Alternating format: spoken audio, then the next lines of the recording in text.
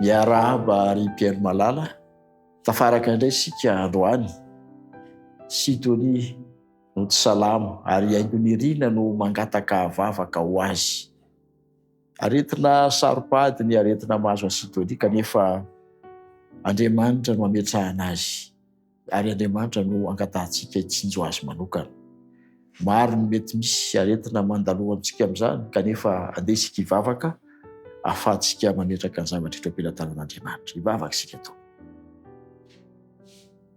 Tompo Andriamanitra eo, manandratra ny anaranao izahay ankehitriny amin'izao ora izao, noho ny fandrenesanay fa tsy salama ny zanakao Sidonie.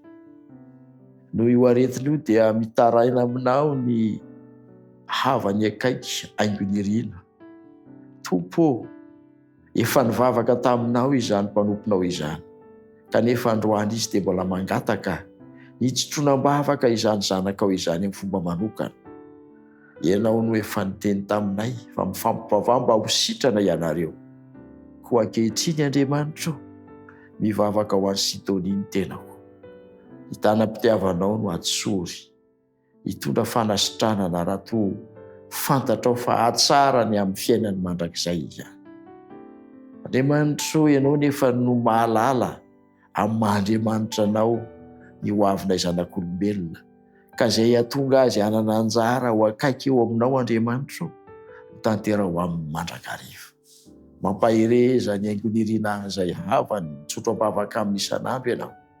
Ary aoka Tompo, tanterahanao ny teny fikasanao, ka aoka tsy ny sitraponay no tanteraka fa sitraponao mandrakariva.